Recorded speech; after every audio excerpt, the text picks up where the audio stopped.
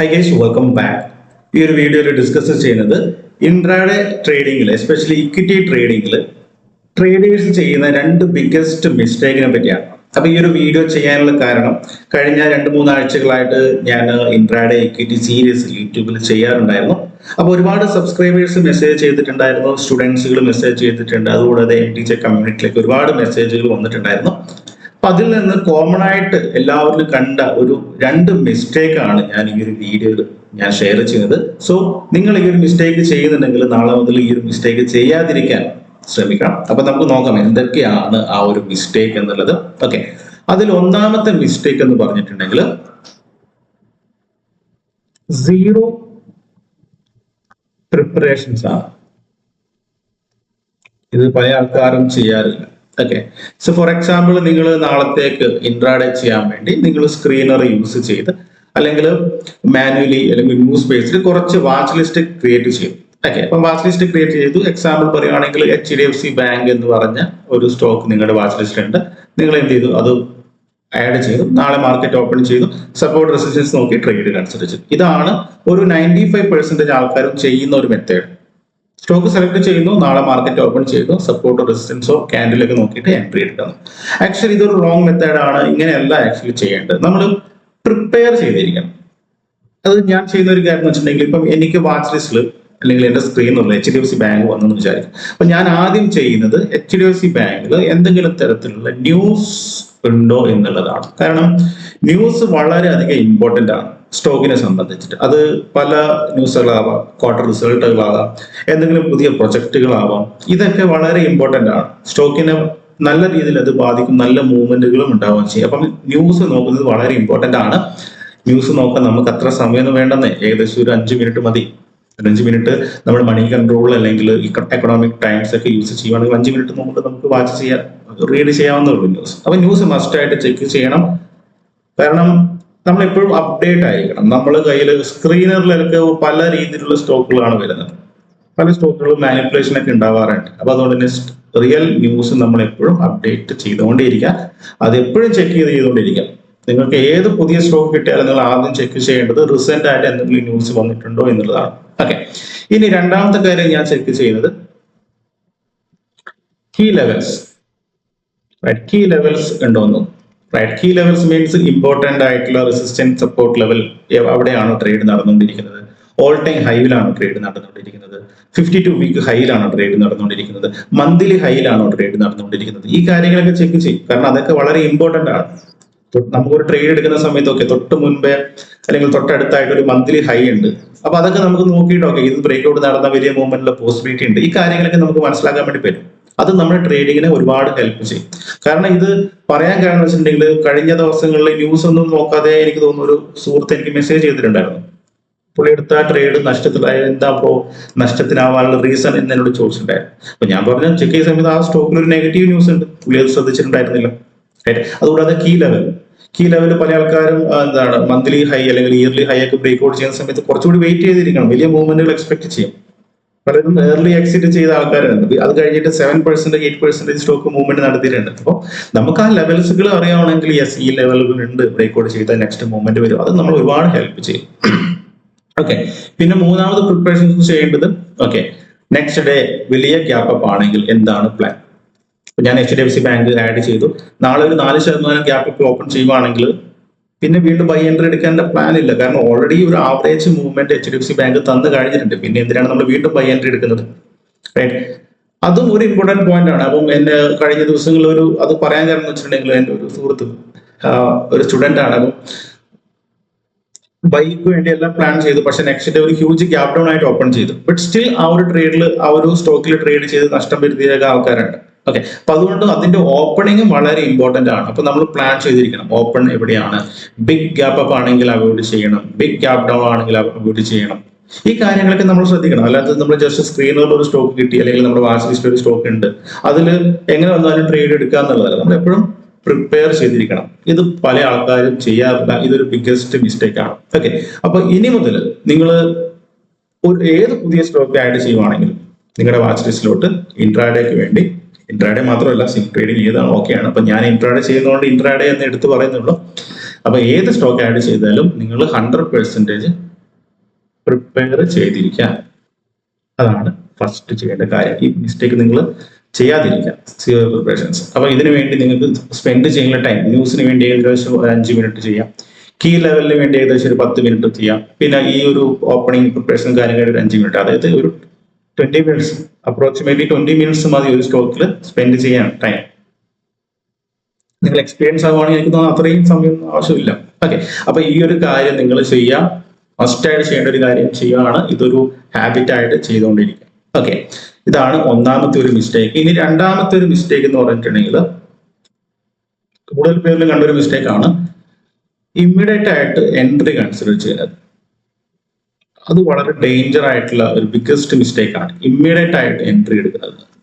എന്ന് വെച്ചിട്ടുണ്ടെങ്കിൽ market open ചെയ്യുന്നത് 9:15 ആണ്. 9:15 മുതൽ 9 വരെയുള്ള സമയങ്ങളുണ്ട്. അത് ഹൈ വൊളാറ്റൈൽ മാർക്കറ്റ് ആണ്. മാർക്കറ്റിൽ എപ്പോഴും ഉണ്ടായില്ല, ഹൈ വൊളാറ്റൈൽ ആണ്, ഫ്ലക്ച്വേഷൻസ് ഉണ്ടാവും. കാരണം പുതിയ ഓർഡേഴ്സ്, ഫ്രഷ് ഓർഡേഴ്സ് വരും. ഇതൊക്കെ നടക്കുന്ന ഒരു ടൈമാണ് 9:15 മുതൽ 9:30 വരെ. ചിലപ്പോൾ അത് ക്ലിയർ ഡയറക്ഷൻ ഒന്നും ആ സമയത്ത് കാണിക്കില്ല.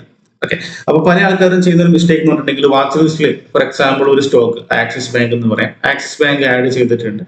അപ്പൊ നമ്മൾ വ്യൂ എന്ന് പറഞ്ഞിട്ടുണ്ടെങ്കിൽ ബൈ എൻട്രി എടുക്കാനാണ്. അപ്പൊ നമ്മൾ എന്ത് ചെയ്തു, ഫസ്റ്റ് ക്യാൻഡിൽ, ഒരു വലിയൊരു ബിഗ് ക്യാൻഡിൽ വന്ന സമയത്ത് എന്ത് ചെയ്തു, ഓടി കയറി ഒരു ട്രേഡ് കൺസിഡർ ചെയ്യും, ബൈ എൻട്രി എടുക്കും. കാരണം നമ്മൾ വളരെ കോൺഫിഡന്റ് ആണ്, കാരണം ആ ഒരു സ്ക്രീനിൽ വന്നിട്ടുണ്ട്, നല്ലൊരു ക്ലീൻ സ്ട്രക്ചർ ആണ്. സോ ബൈ ഒരു ബിഗ് ക്യാൻഡിൽ വന്നിട്ടുണ്ട്, നമ്മൾ ധൈര്യത്തോടെ എൻട്രി എടുക്കും. എൻട്രി എടുത്ത് കഴിഞ്ഞിട്ടുണ്ടെങ്കിൽ മേ ബി എൻട്രി എടുക്കുന്ന ടൈം ചിലപ്പോൾ 9:15 ഇവൻ ഒരു ക്യാൻഡിൽ ക്ലോസ് പോലും നടന്നിട്ട് കാണത്തില്ല, അവിടെ തന്നെ എൻട്രി എടുക്കും. നെക്സ്റ്റ് ക്യാൻഡിൽ ഒരു ബിഗ് റെഡ് ക്യാൻഡിൽ വരും. അപ്പൊ ഓപ്പണിംഗ് സമയത്തെ ക്യാൻഡിൽ ഇപ്പോഴും വലിയ ക്യാൻഡിൽ ആയിരിക്കും. ഒരു ക്യാൻഡിൽ തന്നെ ചിലപ്പോൾ 1%, 1.5% ഒക്കെ മുമ്പിൽ നടക്കുന്ന സ്റ്റോക്കുകളുണ്ട്. അപ്പൊ എന്താണ്, നമ്മൾ എൻട്രി എടുക്കും, ഈവൻ സ്റ്റോപ്പ് ലോസ് പോലും പ്ലേസ് ചെയ്യാൻ സമയം ഉണ്ടാവില്ല. അതിന് മുമ്പ് വെച്ച് പെട്ടെന്ന് നമ്മുടെ താഴോട്ട് വരും, നമ്മൾ പാനിക് ആവും, നമ്മൾ ചിലപ്പോൾ ഒരു 1200 രൂപ ലോസ് ബുക്ക് ചെയ്യും. നമ്മുടെ ഡെയിലി റിസ്ക് ചിലപ്പോൾ 1000 രൂപയായിരിക്കും. പക്ഷെ ഇമ്മീഡിയറ്റ്ലി നമ്മൾ എന്താണ്, ആ ഒരു പാനിക് കൊണ്ട് പെട്ടെന്ന് റിസ്ക് വലുതാവും വിചാരിച്ചിട്ട് പാനിക്കായിട്ട് 1200 എക്സിറ്റ് ചെയ്ത് മാറും. എക്സിറ്റ് ചെയ്ത ഉടനെ തന്നെ മാർക്കറ്റ് എന്ത് ചെയ്യും, വീണ്ടും അപ്സൈഡിലോട്ട് പോകും. അപ്പൊ നമുക്ക് എന്താണ്, റിഗ്രറ്റ് അടിക്കും. റിഗ്രറ്റ് അടിക്കുന്ന സമയത്ത് വീണ്ടും റീ എൻട്രി ചെയ്യും. റീ എൻട്രി ചെയ്യുന്ന സമയത്ത് ഓൾറെഡി നമുക്ക് 1200 നഷ്ടം വന്നിട്ടുണ്ട്. റീ എൻട്രി ചെയ്തു, നെക്സ്റ്റ് ഒരു ചെറിയൊരു പുൾ ബാക്ക് വരുന്ന സമയത്ത് നമ്മൾ വീണ്ടും പാനിക് ആവും. കാരണം നമ്മൾ ഓൾറെഡി ലോസ് വന്നിട്ടുണ്ട്. വന്നു കഴിഞ്ഞിട്ട് ചെറിയൊരു പുൾ ബാക്കിൽ തന്നെ ചിലപ്പോൾ 1500 1800 ഒക്കെ ആവുന്ന സമയത്ത് നമ്മൾ പാനിക്കിൽ വീണ്ടും നെക്സ്റ്റ് ലോസ് ബുക്ക് ചെയ്യും. സോ നെക്സ്റ്റ് ലോസ് ബുക്ക് ചെയ്യുന്ന സമയത്ത് നിങ്ങളുടെ മനസ്സിലോട്ട് ഒരു കാര്യം വരും, ഒരു ട്രിഗർ വരും. ഇവിടെയാണ് പല ആൾക്കാരും മിസ്റ്റേക്കുകൾ ചെയ്യാൻ വേണ്ടി തുടങ്ങുന്നത്. ഒരു ട്രിഗർ വരും. ട്രിഗർ മീൻസ് നിങ്ങൾ റിവെഞ്ച് ട്രേഡ് ചെയ്യാനും പെട്ടെന്ന് ലോസ് റിക്കവർ ചെയ്യാനും ഓവർ ട്രേഡിംഗ് ഒക്കെ വന്നുകൊണ്ടേയിരിക്കും. ഇവിടെയാണ് പല ആൾക്കാരും ഇമോഷണലി ട്രേഡുകൾ കൺസിഡർ ചെയ്യുന്നത്. ഫസ്റ്റ് ട്രേഡ് അറിയാതെ ഓടിക്കേറി ഒരു ഫോമോ എന്ന് പറയും, ഫിയർ ഓഫ് മിസ്സിംഗ് ഔട്ട്, ഫോമോ കൊണ്ട് ഓടിക്കേറി ട്രേഡ് കൺസിഡർ ചെയ്യും. നമ്മൾ വളരെ നല്ല രീതിയിൽ പ്രിപ്പയർ ചെയ്ത് ചാർട്ടൊക്കെ നോക്കി അനലൈസ് ഒക്കെ ചെയ്തിട്ട് വരുന്ന ഒരാളായിരിക്കും. പക്ഷെ ഫസ്റ്റ് ട്രേഡിൽ നമ്മൾ ഓടിക്കേറി മാർക്കറ്റ് ഓപ്പൺ ചെയ്ത് ആദ്യത്തെ 15 മിനിറ്റ് ട്രേഡ് കൺസിഡർ ചെയ്യും.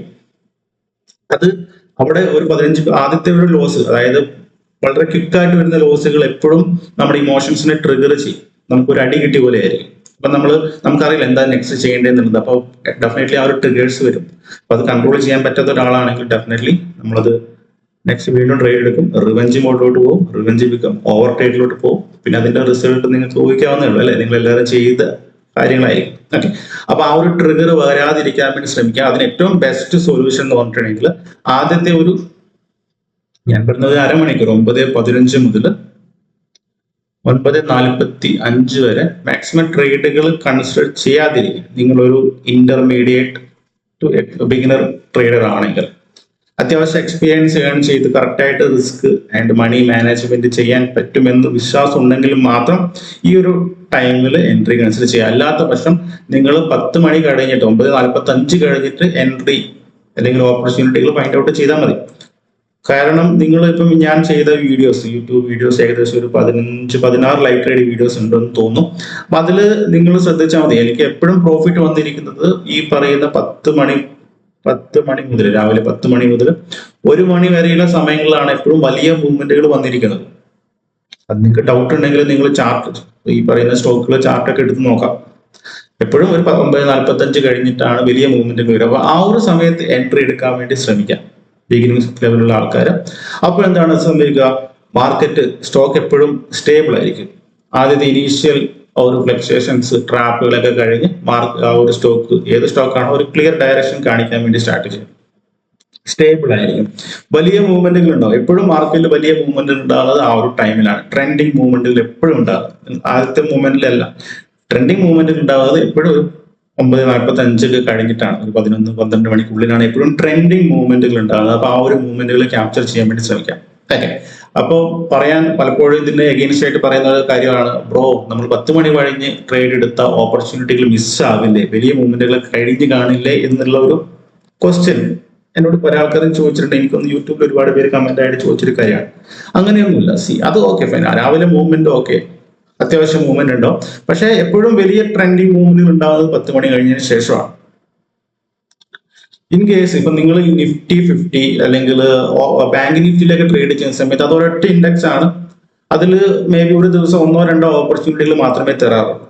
പക്ഷെ സ്റ്റോക്കിന് അങ്ങനെയല്ല, നമുക്ക് മൾട്ടിപ്പിൾ ചോയ്സസ് ഉണ്ട്, നമുക്ക് മൾട്ടിപ്പിൾ സ്റ്റോക്കുകൾ നമുക്ക് ചൂസ് ചെയ്യാം. ഈവൻ ഒരു സ്റ്റോക്കിൽ എൻട്രി മിസ് ചെയ്താൽ പോലും നമ്മുടെ കയ്യിൽ വാച്ച് ലിസ്റ്റിൽ വേറൊരു സ്റ്റോക്ക് ഉണ്ടെങ്കിൽ അതിൽ ഓപ്പർച്യൂണിറ്റികൾ ഉണ്ടാവും, ഉറപ്പായിട്ടുണ്ടാവും.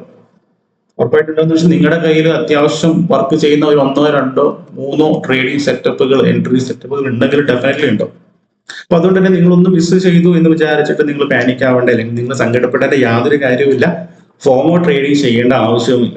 അതാണ് ഇക്വിറ്റി ട്രേഡിന്റെ ഒരു പ്രത്യേകത എന്ന് പറഞ്ഞതും ഒരു ബെനിഫിറ്റ് എന്ന് പറയുന്നത്. നമുക്ക് ഒരുപാട് സ്റ്റോക്കുകളുണ്ട്, ട്രെൻഡിങ് സ്റ്റോക്കുകളുണ്ട്, ഈവൻ ഡെയിലി ഇന്നത്തെ ദിവസം ട്രെൻഡിങ് ആവുന്ന സ്റ്റോക്കുകളുണ്ട്. അതുകൊണ്ട് തന്നെ നമുക്ക് വെയിറ്റ് ചെയ്തിരുന്ന ക്ഷമയോടെ നിങ്ങൾക്ക് ട്രേഡിൽ കൺസിഡർ ചെയ്യാൻ വേണ്ടി പറ്റും. ആൻഡ് ഓൾസോ നിങ്ങൾ ഇങ്ങനെ ചെയ്യുന്ന സമയത്ത് നിങ്ങളുടെ സ്കില്ല് ഡെവലപ്പ് ചെയ്യുകയും ചെയ്യും. സ്കില്ല് ഡെവലപ്പ് ചെയ്യും. കാരണം നിങ്ങൾ ഒരു പ്രോപ്പർ രീതിയിലാണ് ട്രേഡ് ചെയ്യുന്നത്, നിങ്ങൾ വെയിറ്റ് ചെയ്തിരുന്ന ക്ഷമയോടെയാണ് ട്രേഡ് ചെയ്യുന്നത്. അതുകൊണ്ട് തന്നെ നിങ്ങളുടെ സ്കില്ല് ഡെവലപ്പ് ചെയ്യും. നിങ്ങൾ മിസ്റ്റേക്കുകൾ ചെയ്യുന്ന സമയത്ത് നിങ്ങളുടെ സ്കില്ല് ഡെവലപ്പ് ആകില്ല. സ്കില്ല് ഒരിക്കലും ഡെവലപ്പ് ആകില്ല. കാരണം നിങ്ങൾ മിസ്റ്റേക്കുകളാണ് ചെയ്യുന്നത്. ആദ്യത്തെ 5 മിനിറ്റിൽ പെട്ടെന്ന് ലോസ് ബുക്ക് ചെയ്തുകൊണ്ട് നിങ്ങൾക്കൊന്നും കിട്ടാനും പോകുന്നില്ല. നിങ്ങൾ അത് പാനിക് ആവും, ട്രിഗർ ആവും, വീണ്ടും ട്രേഡിൽ കൺസിഡർ ചെയ്യും, ഇമോഷണൽ ട്രേഡിംഗ് കൺസിഡർ ചെയ്യും, ഓവർ ട്രേഡിംഗ്. ഇതൊക്കെയാണ് ആ ഒരു സമയത്ത് ഉണ്ടാകുന്നത്. എപ്പോഴും ഞാൻ സജസ്റ്റ് ചെയ്യുന്നത് ഒരു 9:45 കഴിഞ്ഞിട്ട് ട്രേഡുകൾ കൺസിഡർ ചെയ്യാൻ വേണ്ടി ശ്രമിക്കാം. ഓക്കെ, അപ്പൊ ഞാൻ ഈ ഒരു വീഡിയോയിൽ ഡിസ്കസ് ചെയ്തത് നമ്മുടെ സ്റ്റുഡൻസിന്റെയും എൻ്റെ യൂട്യൂബ് സബ്സ്ക്രൈബേഴ്സിന്റെയും എന്നെ കോൺടാക്ട് ചെയ്ത ആൾക്കാരുടെയൊക്കെ ഒരു എക്സ്പീരിയൻസ് ആണ്.